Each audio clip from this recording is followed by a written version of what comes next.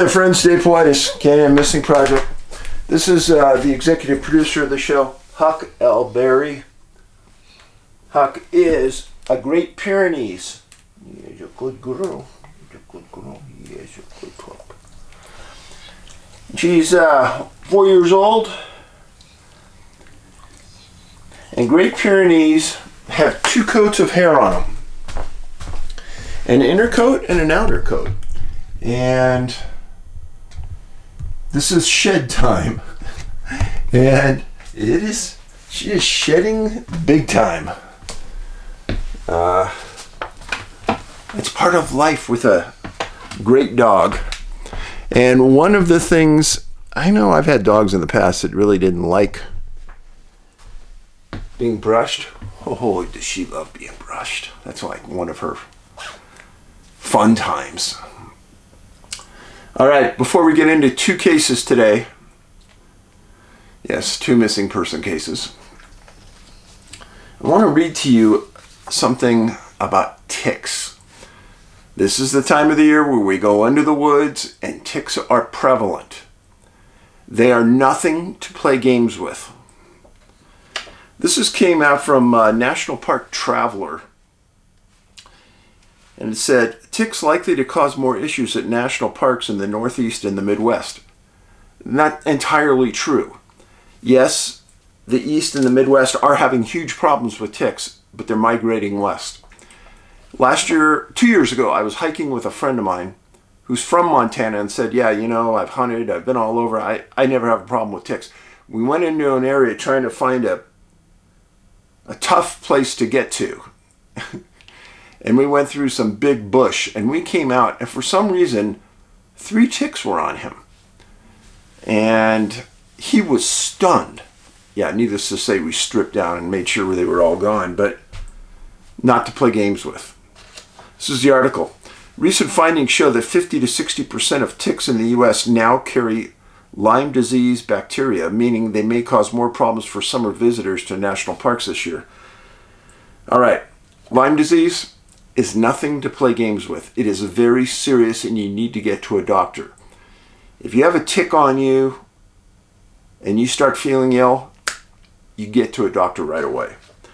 The increase in ticks, and specifically those that carry disease, are likely being driven by shorter winters and longer warmer seasons, which have led to increased populations of animals that carry black-legged ticks such as white-tailed deer and white-footed mice.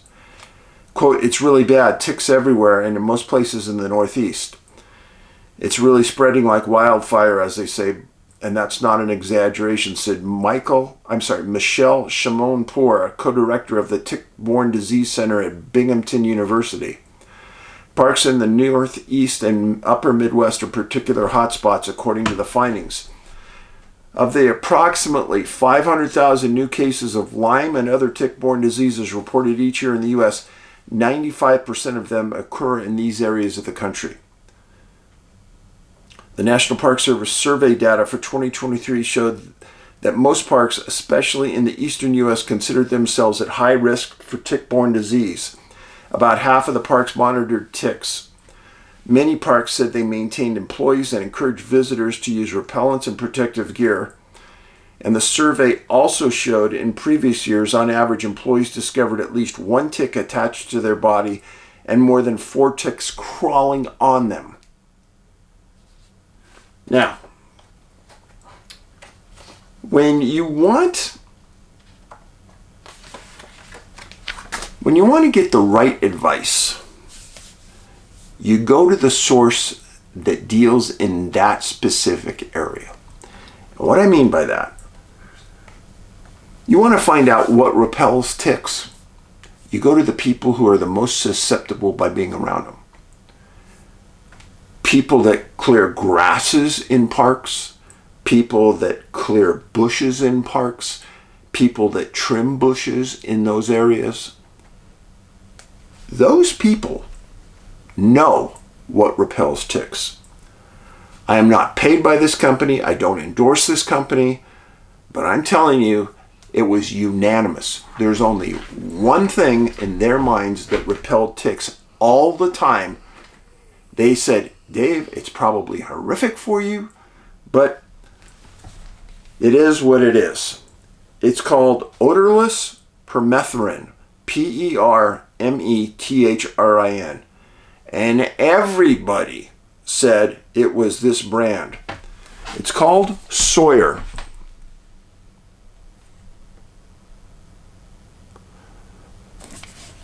Premium insect repellent. And you don't put it on your body so much as you put it all over your clothes, down by your socks,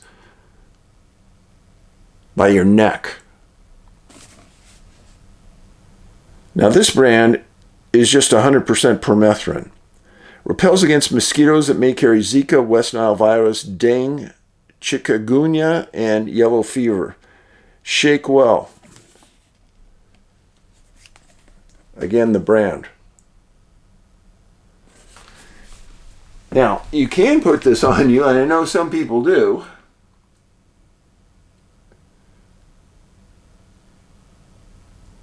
If on the skin, take off contaminated clothing, rinse skin immediately. Yeah. This, friends, I'm telling you. I've used this going into areas where everyone told me there were tons of ticks. Everyone I knew that worked and did sporting in that area used this. And we came out of there with no ticks. And I immediately stripped off my clothing, put it in a bag, and washed it.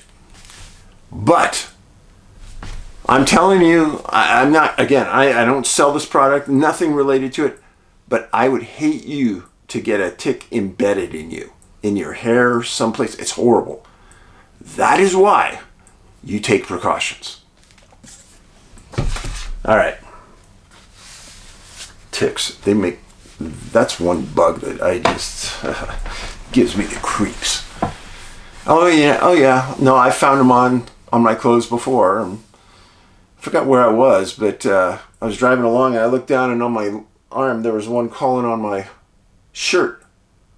Slammed on the brakes, jumped out, stripped off my clothes down to my skivvies, went through every piece, shook, chased everything. Then I went back into my truck, looked all around, make sure there were none in there. Oh yeah. Okay. Back to the important part.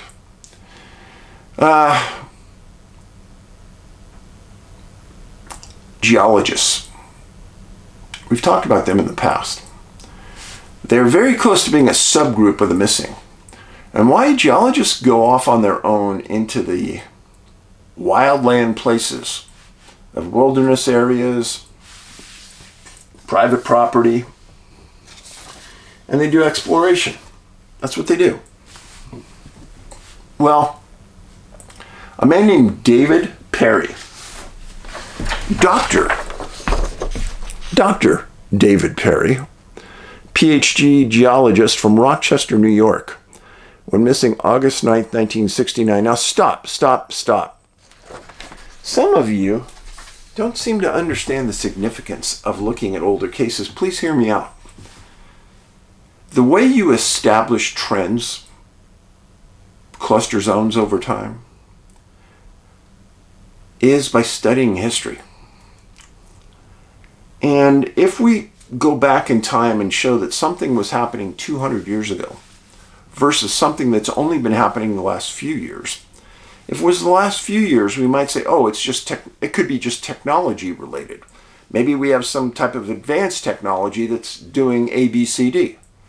But if we go back 200 years, then we could alleviate that as one of the primary causes.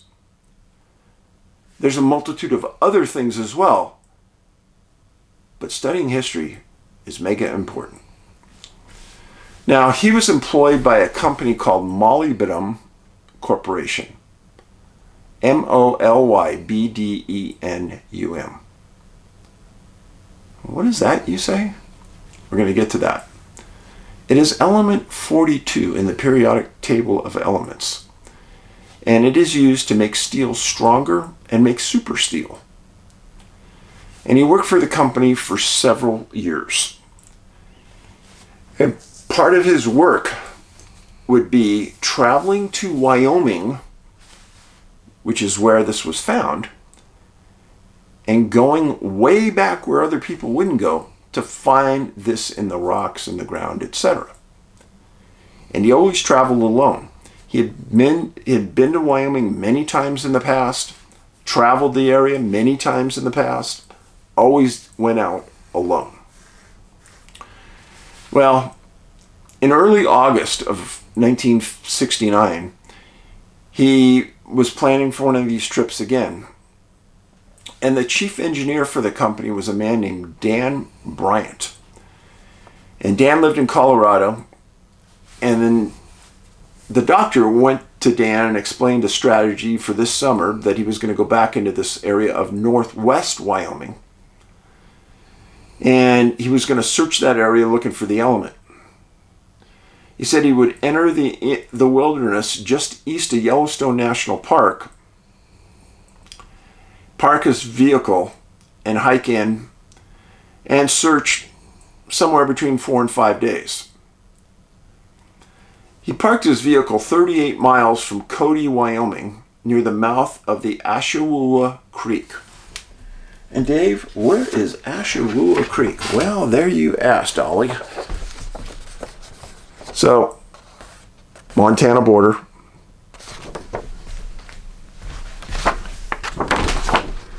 Yellowstone National Park. Grand Teton National Park. This is where he parked his truck. The Wind River Indian Reservation. If you don't know, lots of strange things happen between there and Pinedale, Wyoming. This entire area of Wyoming is known for strangeness. And what I mean is that I have discovered a lot of people missing there. And I'm serious. A lot. So you got the area. You understand that this man is an intellect, super smart. So there's 2 criteria. Intellect. And geologists are right on the fringe of getting a special subgroup in my world. So he parks his 4x4 along a dirt road. Now, when he met with Bryant, he stated that when he would go in, would be August 5th, and in his vehicle, he would leave behind duplicate copies of the maps of exactly where he was going. Brilliant. I've told you to do this with people that you trust. That if you're going to go in somewhere and you're going to hike around, somebody needs to know exactly where you're going. This is imperative. This is not a choice. If someone's going to save your life, this is how they're going to do it. And you're going to carry a personal locator beacon too. Sometimes those are located on your cell phone. There are new technology that is on many phones these days. My phone has it, but I carry a POB as well. Now, so he goes in on the 5th, parks his car, and starts hiking. He carried a backpack, 10 days of food, and had adequate clothing for freezing weather and winter conditions should they inundate the area. And in August in Wyoming, you never know what's going to happen. So he was well prepared. And Bryant, his boss, supported what he was doing. He had done it many times before, been successful for the company. So he said, yeah, we got you. Well, the area quickly gets up above tree level in that region. Big boulders, not a lot of ground cover, just a lot of rock, which is what he wanted. And from where he parked to where he was going was nearly straight up. But he was young, in great shape.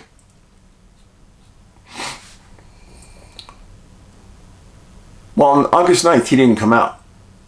Company checked on his car, was still there. August 12th, still no contact. Company went, checked again, truck still there.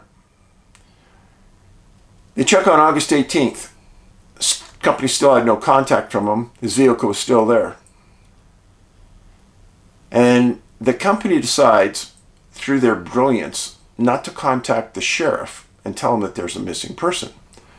what the company does is they hire a helicopter to search the area that they knew he went to. They had his maps. So a helicopter search went on for 6 days. That's a long time for a helicopter search. And that's a lot of money for a company. But they didn't find him. They didn't find any big tent camp that he might have made. Nothing. There were also rumors that the company hired ground searchers, but I couldn't confirm that. It was just something that the sheriff said later on. Well, finally, on August 24th, after they send in more ground searchers, the company has a meeting, and they also hired 2 big game outfitters. No, correct that. They have a meeting and they decide they're going to finally notify the sheriff. Oh, finally. Yeah, the guy's been gone 2.5 weeks, and they notify the sheriff. The sheriff knows that there's 2 big game outfitters in this exact area where Dr. David Perry went. And it's a big area to hunt for big game sheep high up in the elevations. And these outfitters are in there with setting up their camps, and some of them were with hunters. The sheriff gets a hold of them and says, hey, we posted a $500 reward, the company is, so please go out and try to find this guy. So they go out and they search for a week. They don't find a camp. They don't find anything. The sheriff said that the area was too rough to even put horses in. But he did send in a group of 10 search and rescue people from the local search and rescue agency and his deputies, and they searched for a week and they found nothing.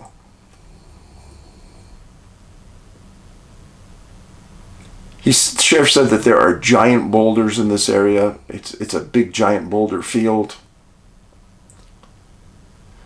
The sheriff said that the agency wasn't notified till David was gone nearly a month.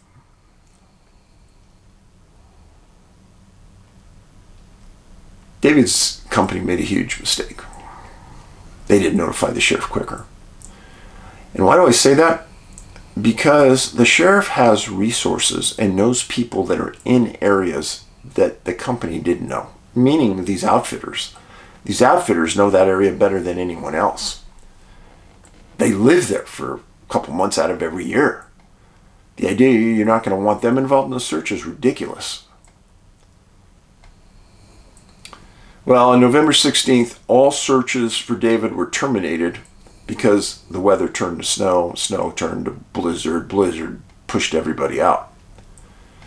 Considering that this was above tree line, helicopters should have been able to easily see him. And if he was moving, helicopters flying over, he would have come out and looked. You should easily see someone hiking, cooking, camping, putting a tent up easily, because the color differentiation from the rocks would be easy to see. Now, oddly, underline oddly, none of his equipment was ever found. He was never found. Now remember, this is Wyoming. Wyoming is where some of the most odd disappearances happen. Dr. Perry should have been found. His mom lived in Rochester, New York. She was devastated. What happened here? This is one of those cases where it has to be something way out there. Otherwise, they would have found his body. Hunters are in and around all these boulders out there all, for 35, 40 years, 50 years since this happened. Nothing. Nothing. Frustrating. But I want you to understand that these cases are important because they show a historical path. Now, he disappeared in '69, right around the time that my hunter Carl in Missing 411 The Hunted disappeared too. Remember that. Also in Wyoming. Yes. Now the next case wrote about it in Missing 411 North America. Classic case. Classic case. A young girl named, now don't turn it off because it's not going to be sad, but it is going to be revealing. Brenda Doud, 5 years old. This is Brenda. She's probably still alive. This happened July 6, 1958 when she was 5, so she'd be about 72, 73 years old right now. This happened at a location called Eagle Pond, 16 miles south of Malone, New York. Well, Dave, where's Malone? Well, hold your taters. I'm getting there. So, this is the U.S.-Canada border, Montreal right there. Far northern New York, Eagle Pond right there. South of Malone. Plattsburgh, New York right here. And then Saranac Lake and Lake Placid and the High Peaks Wilderness. I have written about this area many times in the past. Tupper Lake, written about that a lot, this a lot. This area is full of unusual disappearances. Not normal disappearances, friends. Unusual.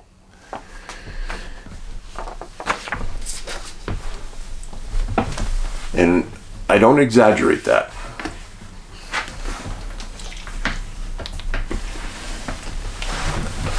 So, Brenda's parents are building a summer retreat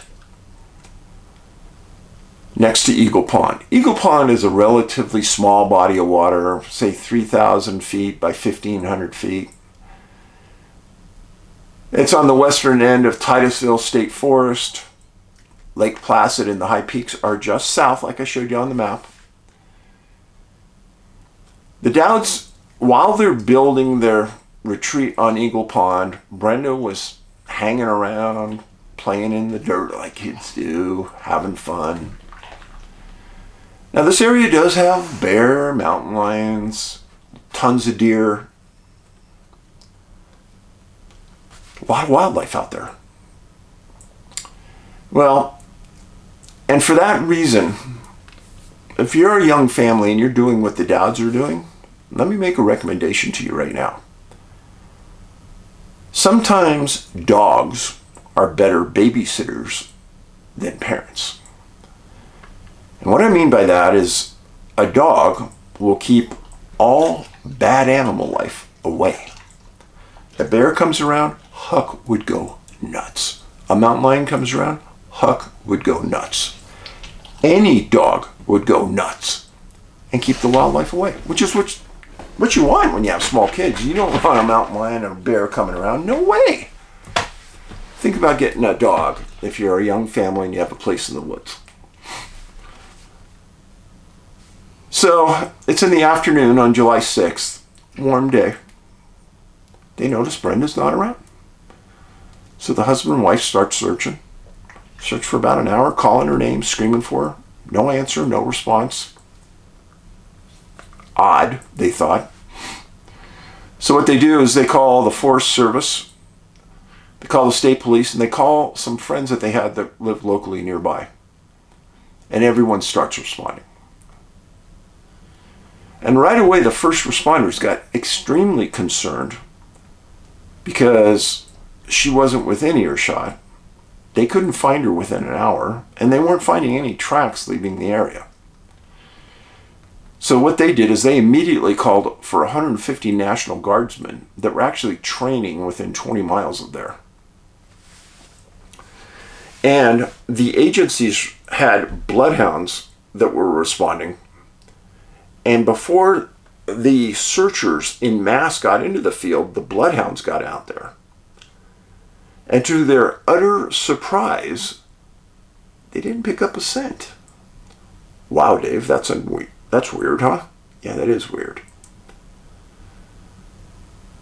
They also made a request for some helicopters and fixed-wing planes. And they made this request immediately because within hours, bad weather moved in and it started to rain. In fact, it rained for a day and a half, almost 2 days.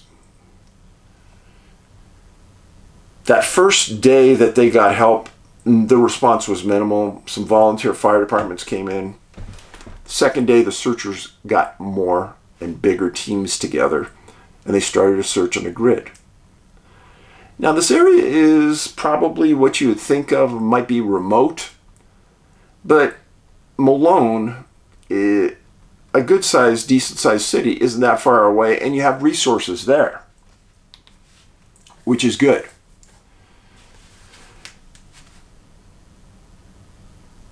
Now, searchers are dealing with weather, swamp muddy ground, but hold it, swamp muddy ground.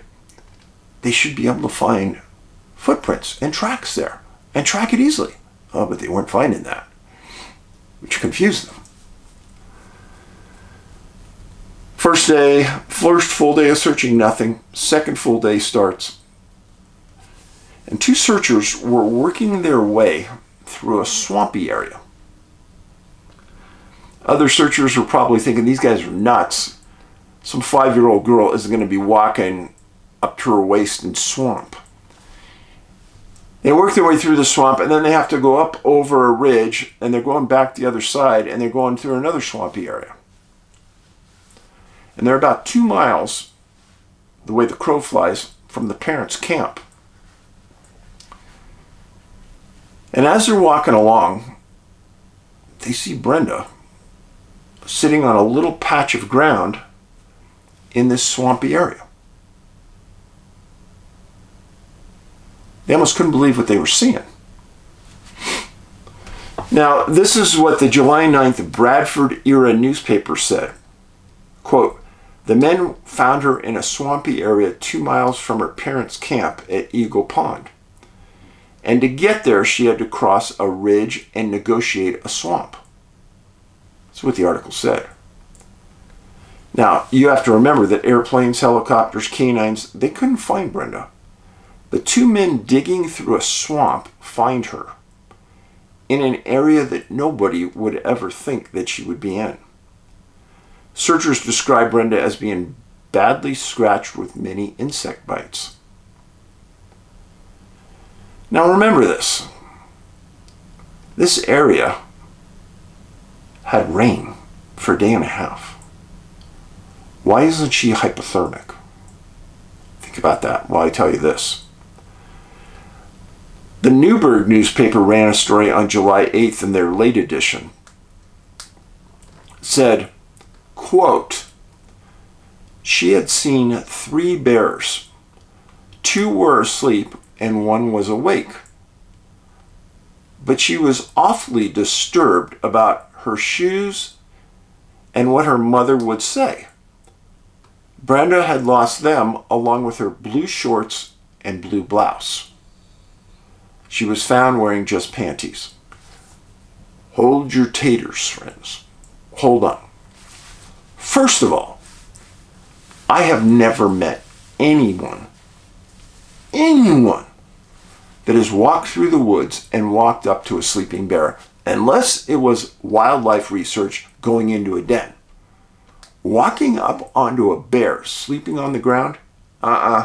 Never heard of that. Never heard of that. Walking up to 2 bears sleeping next to each other on the ground? I have never heard of that. Walking up to 2 bears sleeping on the ground while another bear is walking around just being friendly to this little girl? I find that very hard to believe.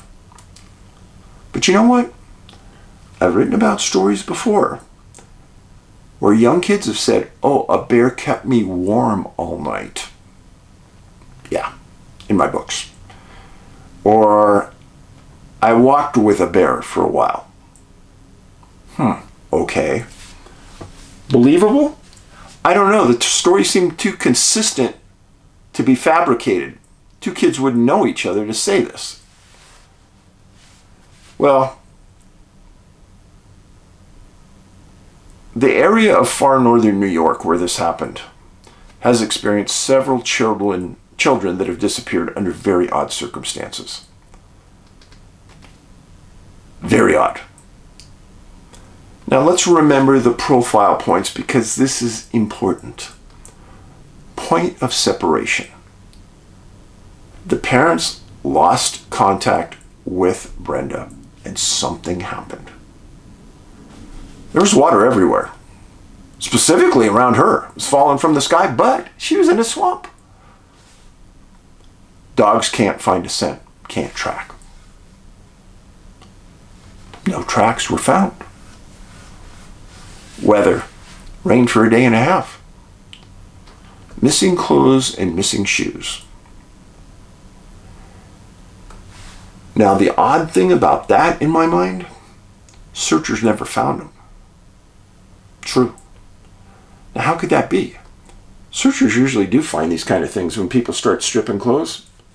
But no, they never found that. But I want to know, I really want to know why she wasn't hypothermic. They never said whether she was dry or wet, or whether her hair was dry or wet. The comment was just about the insects' bites. I do believe that if she was hypothermic, shaking, or wet, that the searchers would have said that in the newspaper article. I'm just guessing. So a very odd disappearance. Do I think something strange happened? Absolutely. First of all, her statements about bears is way over the top. Do I believe she meant what she said? Probably she did. I don't think when kids are at the end of a traumatic experience like this, they're so still stunned about what happened. I doubt they would have the wherewithal to fabricate something like this. Just my own personal opinion, having interviewed several kids after traumatic experiences when I was a policeman. Just my guess. Anyhow, those are the two stories for today. You can find my books at missing411.com. Do not ever buy them on Amazon or any place else. You're going to get ripped off. They want $100, $200 for books. They're $25 on our site. And watch our movies free on Tubi. Tubi, Missing 411, Missing 411 The Hunted, Missing 411 The UFO Connection, and my two latest films, Missing 411 National Parks, Washington State, and American Sasquatch, Man, Myth, or Monster. They are both on Amazon right now. And lastly, Google the Joe Rogan Experience.